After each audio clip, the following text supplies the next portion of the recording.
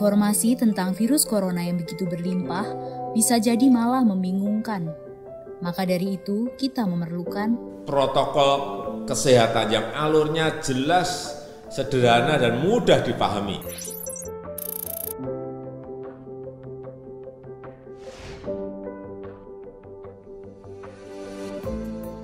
Siapa yang berpotensi terpapar virus corona? Orang yang memiliki riwayat perjalanan 14 hari yang lalu ke negara dengan transmisi lokal COVID-19 atau merasa pernah kontak dengan pasien terkonfirmasi positif COVID-19. Apa yang perlu dilakukan jika memenuhi dua kondisi tersebut? Bila Anda merasa sehat, maka dianjurkan untuk melakukan karantina diri di rumah selama 14 hari sambil memonitor kondisi tubuh. Bila Anda merasa tidak sehat atau timbul gejala, segera lapor ke petugas kesehatan atau hubungi hotline center Corona untuk mendapatkan rujukan pemeriksaan ke fasilitas layanan kesehatan. Gejala apa yang perlu diperhatikan? Demam melebihi 38 derajat Celcius, batuk atau pilek, sakit tenggorokan, sesak atau gangguan pernafasan. Apakah perlu langsung datang ke layanan kesehatan? Apabila gejalanya ringan, utamakan menghubungi hotline center Corona atau rumah sakit rujukan terdekat untuk mendapatkan informasi mengenai langkah selanjutnya. Sambil mencari informasi, ini yang perlu dilakukan.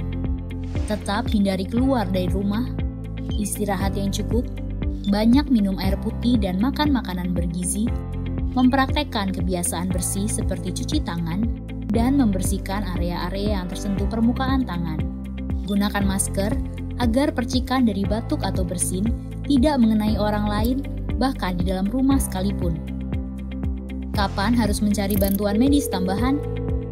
Bila gejala yang dirasakan cukup parah, misalnya sesak nafas berat, atau apabila Anda dalam klasifikasi kelompok rentan karena berusia lebih dari 60 tahun, memiliki penyakit kronis seperti diabetes, hipertensi, gangguan imun, ada riwayat sakit pernafasan, dan lainnya. Apa yang perlu dilakukan bila gejala berlanjut dan harus ke fasilitas kesehatan? Gunakan masker saat keluar rumah. Praktekkan etika batuk dan bersin yang benar dengan menutup dengan siku atau tisu. Hindari menggunakan transportasi publik.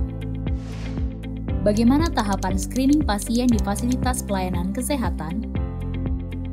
Sebelum memberikan perawatan, tenaga kesehatan di fasilitas layanan kesehatan akan melakukan screening.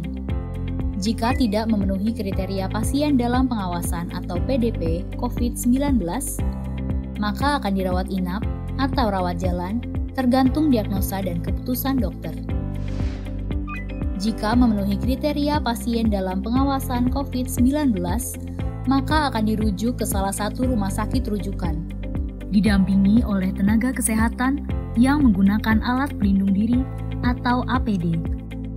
Di rumah sakit rujukan, spesimen pasien diambil untuk pemeriksaan lab dan pasien akan ditempatkan di ruang isolasi. Spesimen dikirim ke Badan Penelitian dan Pengembangan Kesehatan atau Balitbangkes di Jakarta. Hasil pemeriksaan pertama akan keluar dalam 24 jam. Jika hasilnya negatif, pasien akan dirawat sesuai dengan penyebab penyakit. Jika positif, maka pasien akan dinyatakan sebagai penderita COVID-19, diambil sampel setiap hari, dan baru akan keluar dari ruang isolasi jika pemeriksaan sampel 2 kali berturut-turut hasilnya negatif.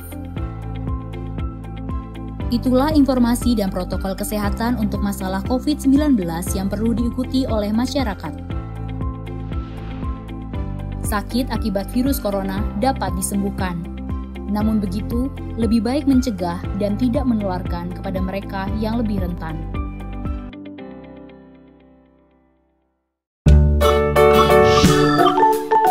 Teman-teman, sekarang aku sudah tahu loh apa yang dimaksud dengan jaga jarak. Ibu menjelaskannya padaku saat pulang dari pasar. Meskipun kita sedang dalam masa jaga jarak, beberapa orang dengan keperluan sangat penting diperbolehkan untuk keluar rumah. Misalnya para pekerja seperti petugas kesehatan, keamanan, kebersihan, dan pelayanan publik. Juga orang-orang seperti ibuku yang perlu ke pasar, ke apotik, atau juga ke puskesmas. Saat ibu di kendaraan umum, ibuku harus menjaga jarak dengan orang lain. Juga pada saat di pasar, ibuku menjaga agar tetap berjarak dengan orang lain minimal 1 meter. Hal ini untuk menjaga biar kalau ada orang yang batuk atau bersin, ibuku nggak kena percikan ludahnya. Karena kan tidak semua orang dengan virus corona menunjukkan gejala sakit. Dan jangan lupa untuk menerapkan etika batuk, yaitu menutup mulut dengan tisu atau sapu tangan maupun menggunakan siku bagian dalam. Ibuku juga pintar. Setiap kali habis menyentuh barang yang juga banyak disentuh oleh orang lain, ibuku menggunakan penyanitasi tangan. Tapi kalau ada keran buat cuci tangan pakai sabun, akan lebih bagus lagi sih. Barulah setelah ibu bersih-bersih badan, ibu bisa bersantai bersamaku dan ayah. Ingat ya, jaga jarak dan selalu jaga kebersihan.